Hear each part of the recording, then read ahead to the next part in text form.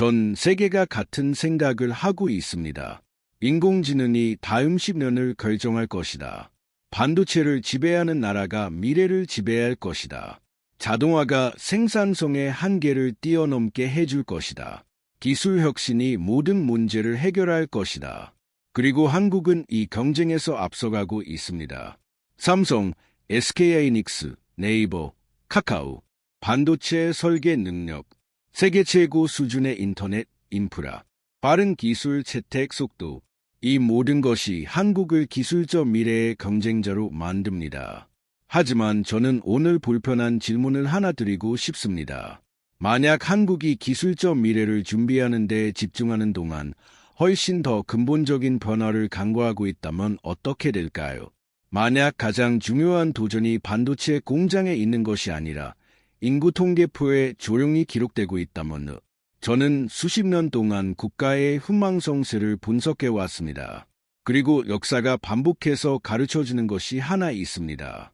기술적으로 가장 앞선 국가가 항상 번영하는 것은 아니라는 것입니다.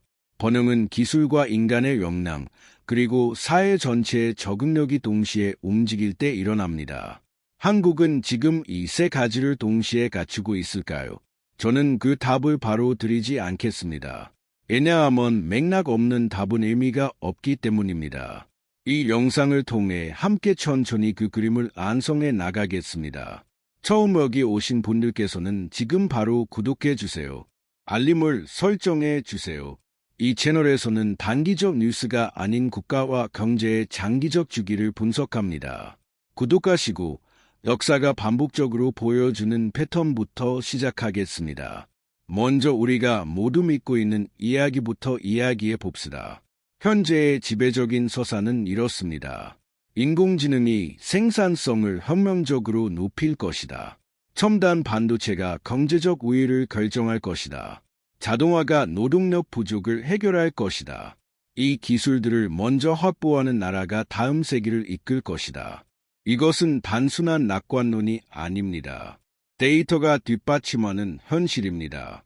한국 정부는 2025년 역대 최대 규모의 인공지능 육성 계획을 발표했습니다. 삼성과 SK하이닉스는 전 세계 첨단 메모리 반도체 시장을 사실상 지배하고 있습니다. 한국의 인터넷 인프라는 세계 최고 수준입니다. 새로운 기술을 받아들이는 속도도 어느 나라 못지않게 빠릅니다. 이 모든 것이 사실입니다. 그리고 바로 이것이 문제를 더 어렵게 만듭니다. 좋은 것들이 너무 많을 때 우리는 다른 방향에서 조용히 다가오는 변화를 놓치기 쉽습니다. 지금 구독하실 좋은 타이밍입니다. 알림벨을 눌러주세요. 다음 영상에서는 이 분석이 개인의 삶에 어떤 실질적 의미를 갖는지 다루겠습니다. 구독하시고 계속하겠습니다. 역사를 통해 큰 그림을 먼저 그려보겠습니다. 전후 일본의 기적을 생각해 보십시오. 1950년대와 60년대 일본은 기술력과 조직력, 그리고 무엇보다도 젊고 풍부한 노동력을 통해 세계를 놀라게 했습니다. 도요타, 소니, 혼다. 이 이름들은 단순한 기업이 아니라 한 시대의 상징이었습니다. 하지만 일본의 성공 뒤에는 항상 인구적 요소가 있었습니다. 전후 베이비붐으로 탄생한 수백만 명의 청년들이 생산 현장으로 쏟아져 나왔습니다. 이들이 공장을 채웠습니다. 이들이 소비를 했습니다. 이들이 경제 성장의 엔진이 되었습니다. 그리고 그 엔진이 멈추기 시작했을 때 일본은 그 어떤 기술적 혁신으로도 완전히 메울 수 없는 공백을 경험했습니다. 1990년대 이후 일본 경제의 장기 침체를 단순히 금융버블 붕괴로만 설명하는 것은 이야기의 절반만 말하는 것입니다. 인구 구조의 변화가 나머지 절반을 설명합니다. 전후 독일도 비슷한 이야기를 들려줍니다. 독일의 경제 기적, 이른바 라인강의 기적은 정치적 안정과 기술력만으로 만들어진 것이 아니었습니다. 그 뒤에는 풍부하고 잘 훈련된 노동력이 있었습니다. 그리고 지금 독일은 같은 도전에 직면해 있습니다. 생산 가능 인구의 감소, 고령화, 그리고 이민으로도 완전히 채울 수 없는 인력 부족, 그리고 중국. 지난 30년간 중국의 놀라운 성장을 기술한 많은 분석들이 있지만 그중 핵심적인 요소 중 하나는 한 자녀 정책 이전에 태어난 수억 명의 청년들이 농촌에서 도시로, 저부가가치 생산에서 고부가가치 생산으로 이동했다는 사실입니다. 이 인구적 배당금은 지금 줄어들고 있습니다. 이 패턴이 보이시나요? 모든 경제적 성공 뒤에는 기술뿐만 아니라 그 기술을 작동시킬 사람들이 있었습니다. 충분한 수혜, 충분히 점고, 충분히 애욕 있는 사람들이. 이제 한국 이야기로 돌아오겠습니다.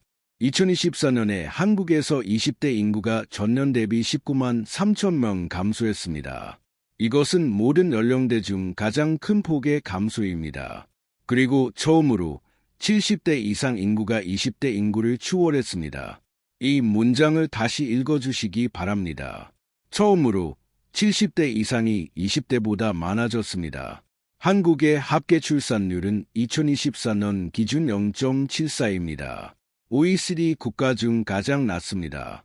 인구를 유지하기 위해 필요한 2.1의 3분의 1 수준입니다. 2023년에는 0.72를 기록하며 세계 역대 최저치를 경신했습니다. 전문가들은 이것이 단순한 수치 이상의 의미를 갖는다고 말합니다. 한국에서 출산율을 의미 있게 높일 수 있는 인구 정책은 없다고 생각한다는 분석도 있습니다. 2024년에 소폭 반등했지만 이것이 근본적인 추세의 전환을 의미하지는 않는다는 것이 전문가들의 공통된 시각입니다. 한국은행은 이 추세가 지속될 경우 2040년대에 영구적인 경기 침체가 가능하다고 경고했습니다. 노인 부양비는 2024년 28%에서 2080년대에는 155%로 증가할 것으로 전망됩니다. 이것은 OECD 국가 중 가장 빠른 속도입니다. 이 숫자들이 무엇을 의미하는지 구체적으로 생각해 보겠습니다.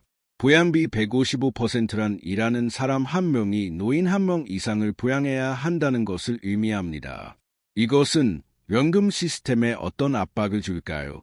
의료비에는, 세금에는, 그리고 이 모든 부담을 지는 젊은 세대의 삶의 질에는. 이것이 한국이 지금 기술로 해결하려고 하는 문제입니다. 그리고 기술이 분명히 도움이 됩니다. 인공지능은 생산성을 높일 수 있습니다. 로봇은 물리적 노동을 대체할 수 있습니다.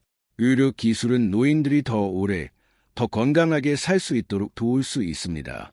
하지만 이 지점에서 저는 핵심적인 구분을 하고 싶습니다.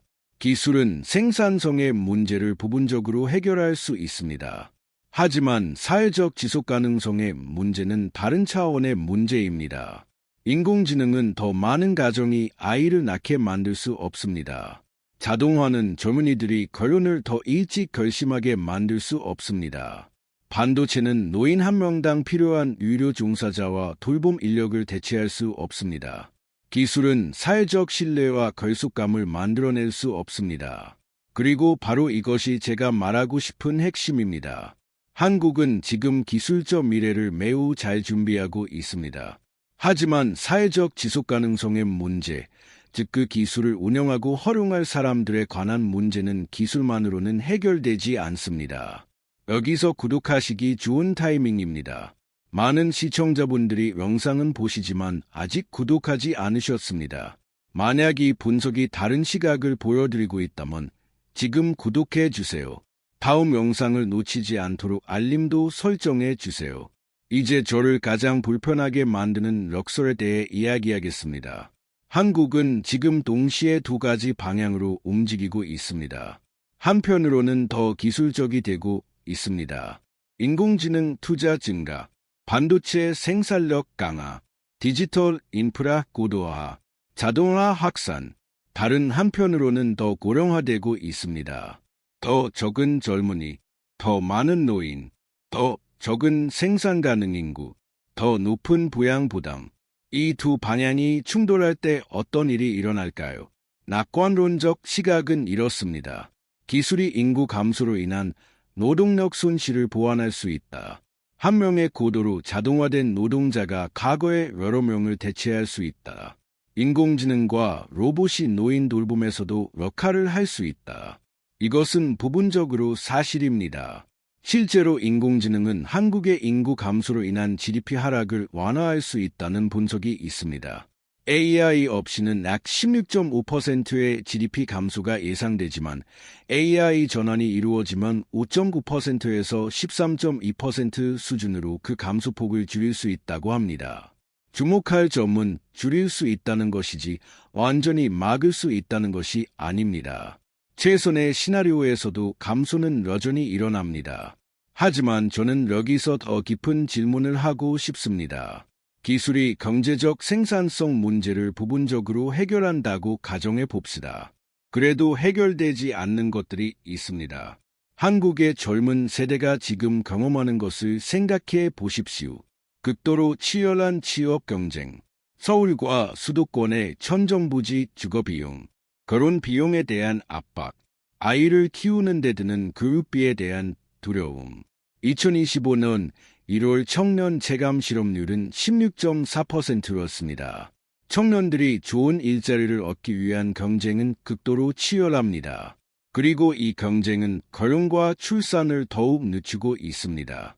이것이 다시 인구 감소를 심화시킵니다. 이것은 악순환입니다. 그리고 인공지능은 이 악순환을 끊을 수 없습니다. 전세 제도를 생각해 보십시오. 한국 고유의 주거 문화였던 전세가 월세로 빠르게 전환되고 있습니다.